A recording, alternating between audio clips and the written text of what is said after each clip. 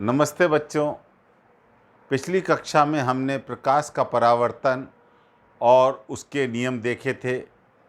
आज हम समतल दर्पण में प्रकाश के परावर्तन के बारे में कुछ अन्य जानकारी समझेंगे।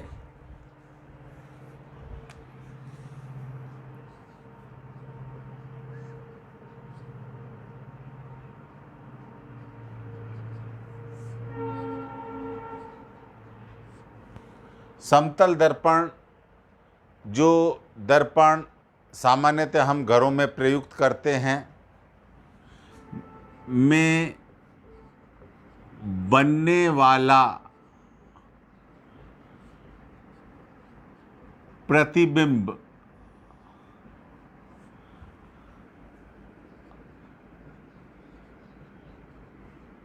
आभासी होता है। आभासी होने का मतलब है कि इस प्रतिबिंब को हम पर्दे पर नहीं ले सकते हैं।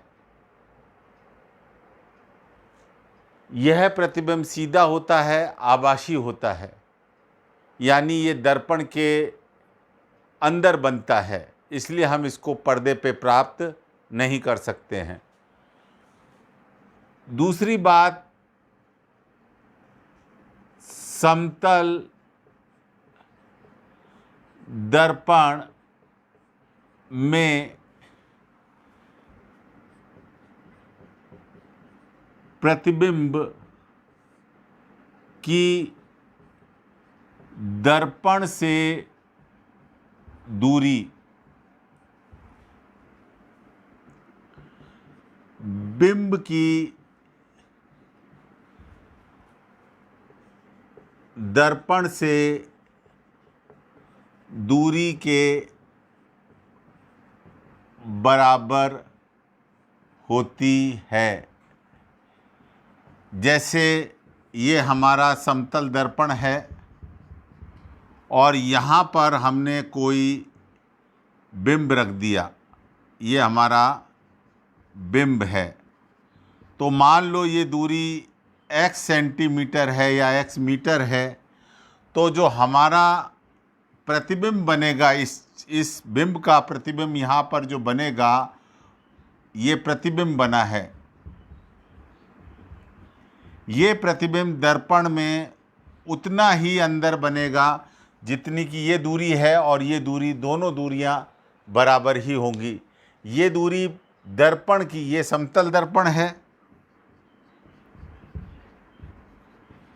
समतल दर्पण से प्रतिबिंब की दूरी और बिंब की समतल दर्पण से दूरी बराबर होती है। ये दूरी, ये जो दूरी है और ये दूरी जो है, ये बराबर ही होगी।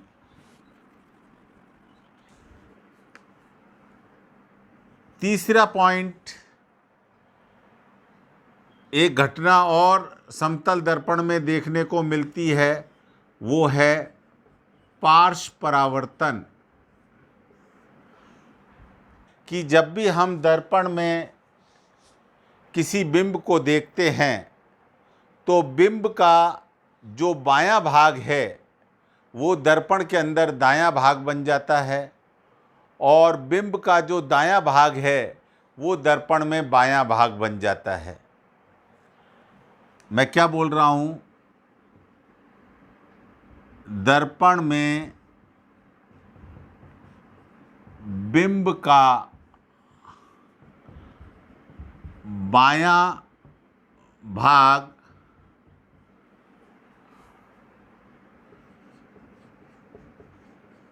प्रतिबिंब में दायां भाग एवं बिंब का दायां भाग दर्पण में जो प्रतिबिंब बन रहा है का बायां भाग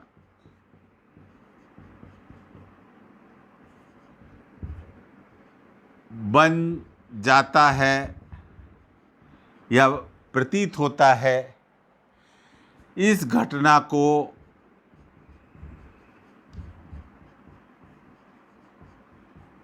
पार्श्व परावर्तन कहते हैं।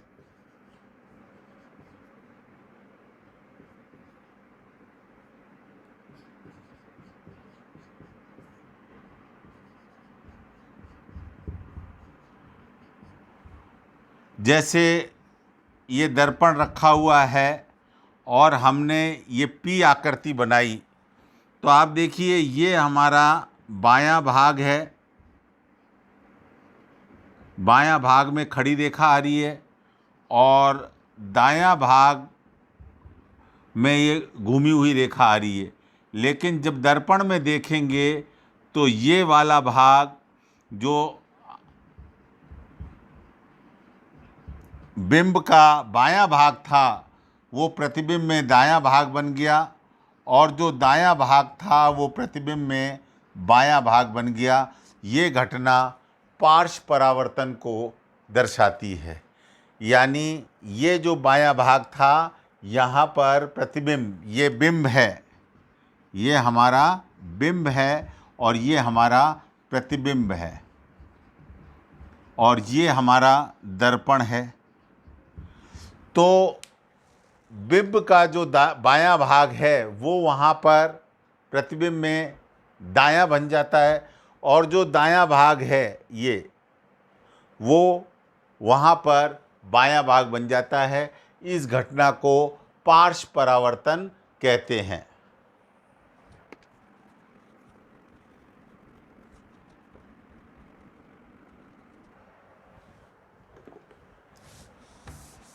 आखिरी चौथा पॉइंट, किसी समतल दर्पण में हमारा पूरा प्रतिबिंब देखने के लिए जो समतल दर्पण की न्यूनतम लंबाई होगी वो हमारी यानी बिंब की ऊंचाई की आधी होनी चाहिए।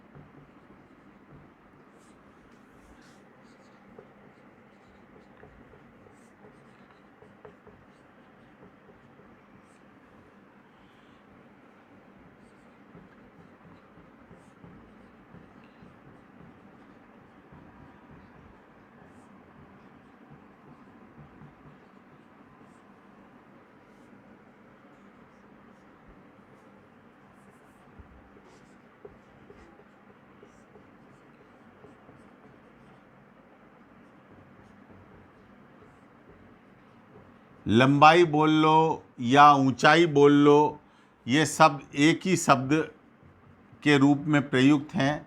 ये होनी चाहिए बिंब की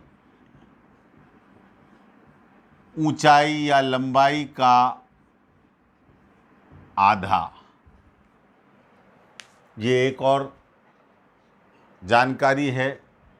अभी हमने दर्पण के बारे में देखा। समान मोटाई का एक कांच होता है। इस कांच के एक भाग पर चांदी या एल्युमिनियम की एक पतली परत चढ़ाई जाती है। जैसे मैंने इस पर एक तरफ परत चढ़ा दी है। ये है कांच और इस पर मैंने ये चांदी या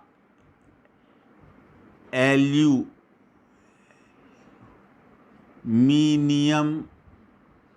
की पॉलिश करिए और इस पॉलिश को करने के बाद ये पॉलिश नहीं खराब हो, इसके लिए इसके पीछे के जो भाग में लेड ऑक्साइड का एक रंग कर दिया जाता है, पेंट कर दिया जाता है। आपने देखा होगा कि जो दर्पण होता है उसके पीछे एक साइड पर लाल रंग का या स्लेटी रंग की परत होती है। ये जो परत है ये लाल लेड ऑक्साइड का पेंट कर दिया गया है। तो ये जो पूरा मिलके बन गया है, जो कांच था, अब ये क्या कहलाएगा? दर्पण कहलाएगा। और ये जो भाग है ये भाग परावर्तक हो जाएगा। अब ये वाला भाग इसका परावर्तक हो जाएगा। तो ये परावर्तक भाग इस तरफ है और अपारदर्शिता, क्योंकि अब इसके आगे जा नहीं सकती, तो ये भाग परावर्तक नहीं है, ये अपरावर्तक है, ये परावर्तक भाग है। ये वाला भाग यहाँ से जो है किरणें वापस लौटने लग जाएंगी, तो ये वाला भाग जो है परावर्तक है। परावर्तक यानी यहाँ से जो प्रकाश की किरणें हैं वो वापस लौट जाएंगी।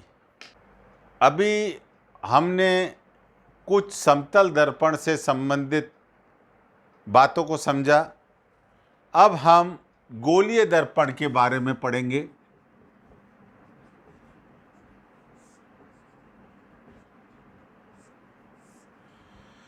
गोलीय दर्पण, स्फेरिकल मिरर, गोले का भाग होता है।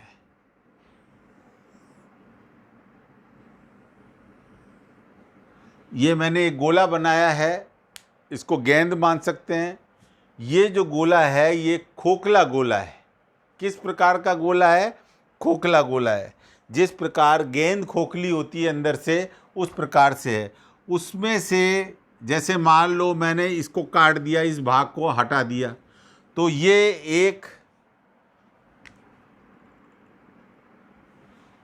ये खोखले गोले का एक भाग हो गया। कैसे? ये खोखला गोला तो आगे तक था, ये इस तरह से,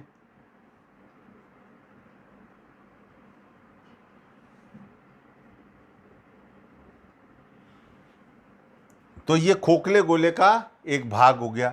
अब हम क्या करते हैं, इस खोखले गोले के जो भाग है जिसे अपन अब दर्पण बनाएंगे, ये कांच है एक तरह से। अब इसमें दो भागों पर हम पॉलिश कर सकते हैं। अब देखो कौन कौन से भागों पर पॉलिश कर सकते हैं। एक भाग और मैंने बना दिया। एक मैं पॉलिश कर सकता हूँ अंदर के भाग पर। अंदर के भाग पर मैं पॉलिश करूँगा तो कुछ इस प्रकार की पॉलिश हो जाएगी मेरी। अंदर के भाग पर पॉलिश करिए, यानी पॉलिश जो की है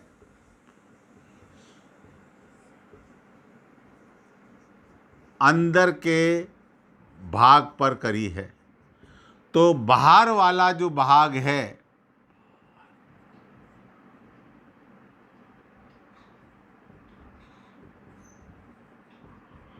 वो क्या हो जाएगा? परावर्तक हो जाएगा। यानी यहाँ पर जब किरणें पड़ेंगी तो ये वापस लौट जाएंगी। तो इसका बाहर वाला भाग परावर्तक है। ये हमारा उत्तल दर्पण है, जिसका बाहर वाला भाग परावर्तक होता है, वो उत्तल दर्पण होता है। इसी प्रकार अगर मैं बाहर वाले भाग पर पॉलिश कर दूं, ये कहाँ पर पॉलिश करी है? बाहर वाले भाग पर।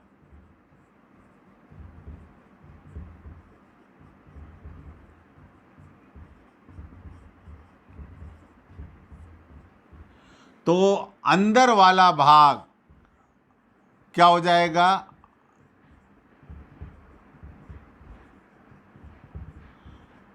परावर्तक हो जाएगा। और जिसका अंदर वाला भाग परावर्तक होता है वो अवतल दर्पण होता है। और ये दोनों दर्पण एक गोले से बने हैं, इसलिए इसको गोलीय दर्पण कहते हैं। ये एक गोले के भाग होते हैं,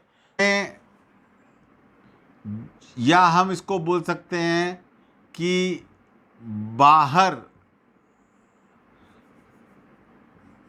परावर्तक भाग बाहर की तरफ वक्रित है। अब ये जो परावर्तक भाग है ये बाहर की तरफ निकला हुआ है, इसकी गोलाई बाहर की तरफ है और इसके अंदर परावर्तक भाग अंदर की तरफ वक्रित है, अंदर की तरफ वक्रित। वक्रित का मतलब अंदर की तरफ धंसा हुआ है, यहाँ बाहर की तरफ निकला हुआ है। अलग अलग तरह से हम इसको बोल सकते हैं।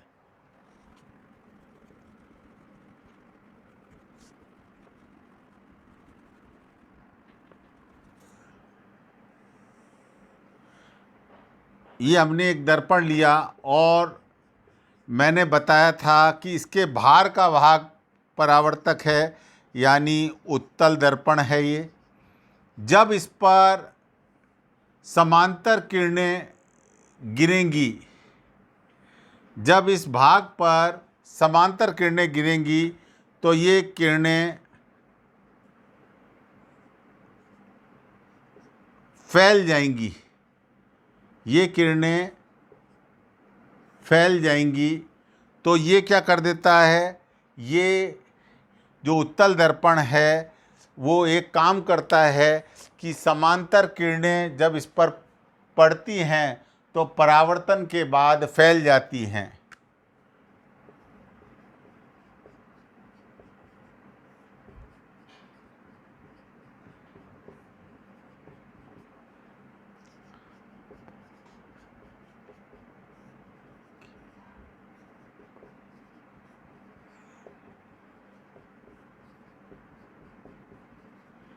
और इसको क्या बोलते हैं, अपसारित करना। इसको बोलते हैं किरणों को फैला देना, यानी अपसारित करना। और यहाँ पर जो दर्पण है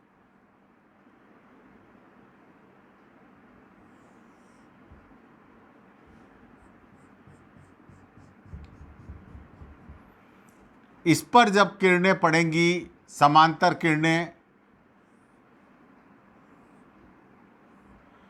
तो ये सारी किरणें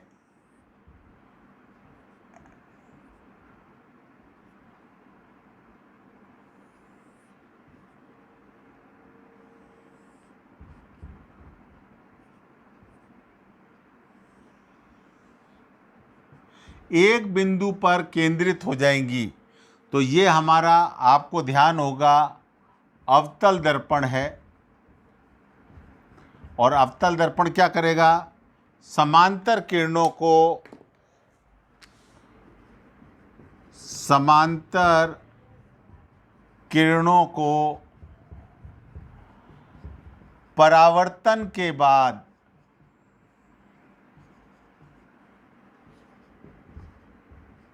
एक बिंदु पर केंद्रित कर देगा।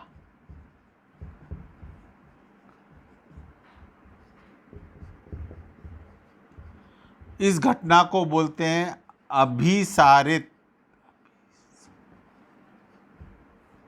अभिसारित करना। और फैला देने को अपसारित करना। एक भाग पर, एक बिंदु पर केंद्रित को अभिसारित। तो गोलीय दर्पण की शब्दावली, इसमें सबसे पहले हम ध्रुव, जिसको ओ से प्रदर्शित करते हैं, ये बच्चों गोलीय दर्पण दो तरह का होता है। यहाँ तो मैंने अवतल दर्पण लिख दिया है, ये हमारा उत्तल दर्पण है क्योंकि इसका बाहर का पृष्ठ परावर्तक है, इसका अंदर का पृष्ठ परावर्तक है, इसलिए ये अवतल दर्पण।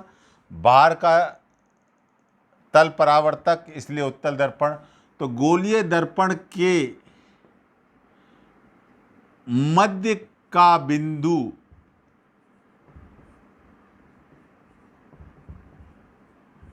ध्रुव कहलाता है।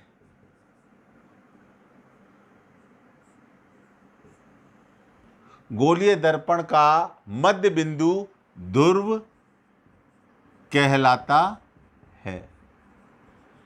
ये भाग जो गोलीय दर्पण में मध्य बिंदु दिखाई दे रहा है, ये ओ है। आप इस दर्पण को अगर देखेंगे तो ये दर्पण अंदर से इस तरह का ही दर्पण है ये बच्चों। इसको अगर अपन इसको ये यूं है अभी और इसको यूं कर देंगे तो ये इस तरह का दिखाई देगा, और इसका जो ठीक बीच वाला जो मध्य भाग है ये ओ है। अभी ये दर्पण इस तरह से है और इसको पलट के यूं कर देंगे तो इसका जो सामने का भाग है वो एक गोले के रूप में ही दिखाई देगा, और उसका जो बीच का भाग होगा वो ध्रुव कहलाएगा।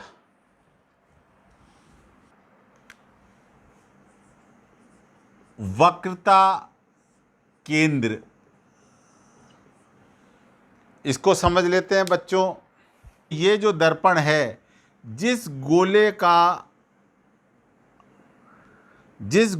का यह भाग है, ये गोले का कोई भाग होगा, उस गोले का जो केंद्र होगा वो वक्रता केंद्र कहलाएगा। इसी प्रकार ये उत्तल दर्पण जिस गोले का केंद्र होगा, जिस गोले से ये बना होगा, उस गोले का जो केंद्र होगा वो हमारा वक्रता केंद्र कहलाएगा।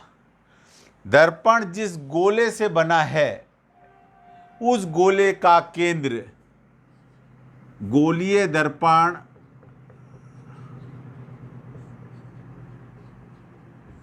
जिस गोले का भाग है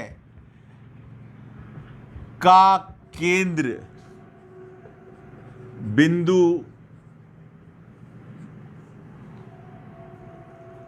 वक्रता केंद्र कहलाता है।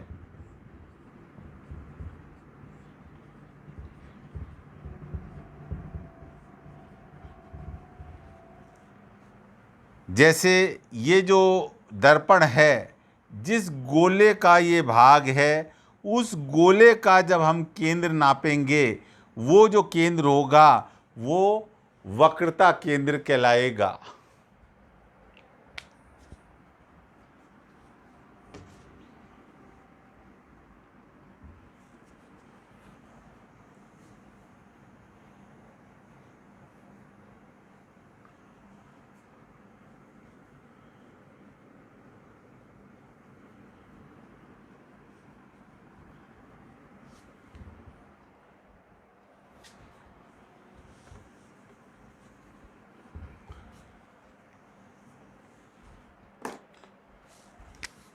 वक्रता त्रिज्या,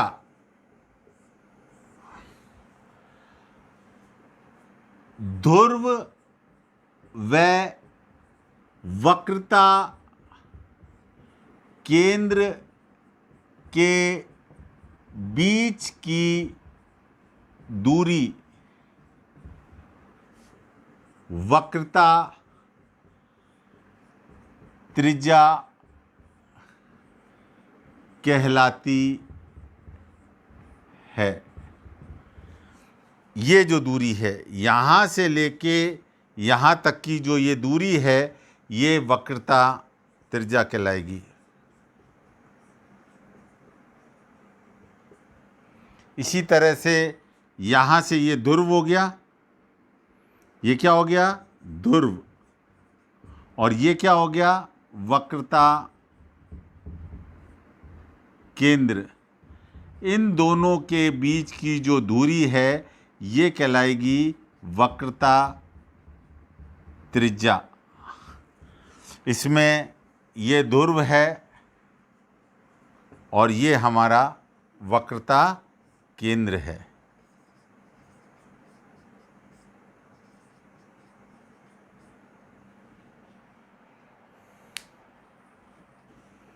मुख्य अक्ष, प्रिंसिपल एक्सिस ध्रुव व वक्रता केंद्र को जोड़ने वाली काल्पनिक रेखा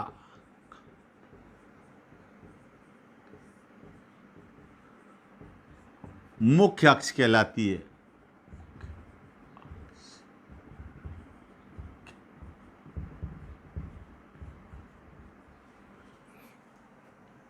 ये देखिए, मैं इसको ब्लैक पेन से चला दे रहा हूँ ताकि आपको दिखाई दे जाए कि ये वाली रेखा की बात मैं कर रहा हूँ।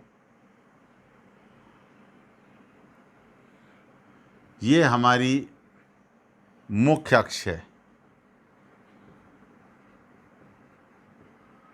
इसमें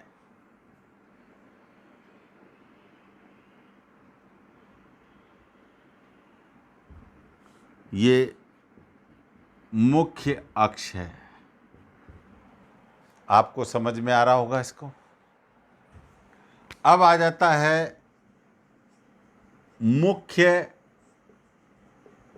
फोकस। इसको समझने के लिए मैं दोनों दर्पण पर समांतर किरणें डाल रहा हूं। ये पहले वाले दर्पण पे समांतर किरणें डाल रहा हूं जो कि अवतल दर्पण है।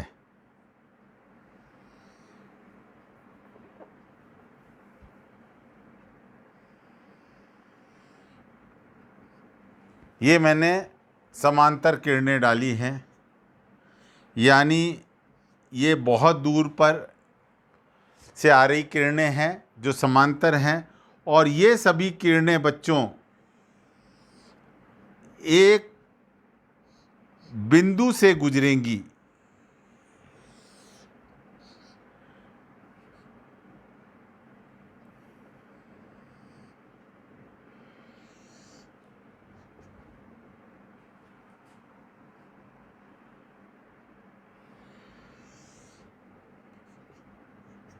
जिस बिंदु से ये सभी किरणें गुजरेंगी वो बिंदु F, जिसे मैंने बोला है मुख्य फोकस कहलाएगा।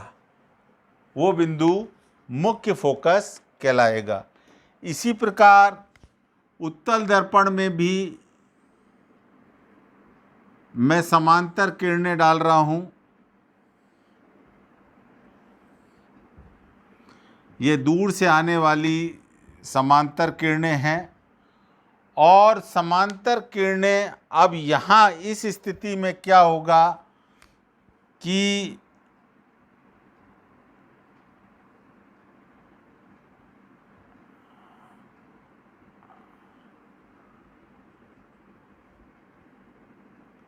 पहले मैं बना लेता हूँ बच्चों। ये किरणें यहाँ से टकराकर ये किरणें यहाँ से टकराकर इस दिशा में चली जाएगी। ये किरण इस दिशा में चली जाएगी। ये किरण पुनः लौट जाएगी। ये किरण इस दिशा में चली जाएगी और ये किरण इस दिशा में चली जाएगी। ये टकराकर यहीं से लौट जा रही हैं, लेकिन अगर हम देखेंगे तो हमें लगेगा ये सभी किरणें इस बिंदु से आ रही हैं। ये इस बिंदु से आती हुई प्रतीत होंगी। किसमें? उत्तल दर्पण में। और अवतल दर्पण में एक बिंदु पर उसके सामने केंद्रित हो जाएंगी। यहाँ पर उत्तल दर्पण में ये उस बिंदु से अंदर से आती हुई प्रतीत होंगी। तो ये जो बिंदु मैंने बताया है जहाँ पर केंद्रित हो जाती है या आती हुई प्रतीत होती है, वह बिंदु मुख्य फोकस कहलाता है।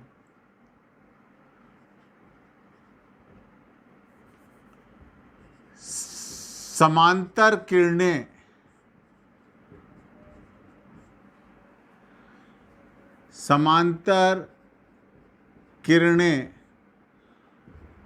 परावर्तन के बाद अवतल दर्पण में एक बिंदु पर केंद्रित हो जाती है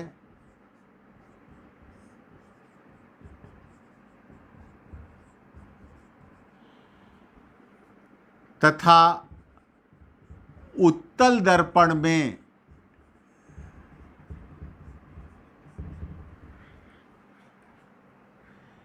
एक बिंदु से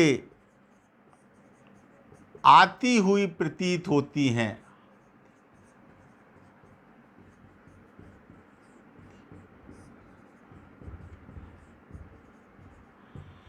वह बिंदु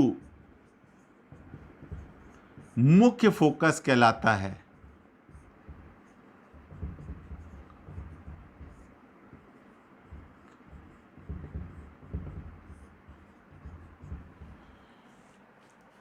जिस बिंदु पर ये समांतर किरणें केंद्रित हो जाएंगी वो बिंदु, या उत्तल दर्पण में जिस बिंदु से आती हुई प्रतीत होगी, ऐसा हम देखेंगे तो ऐसा लगेगा ये किरणें एक बिंदु से आ रही हैं, तो वो बिंदु मुख्य फोकस कहलाएगा।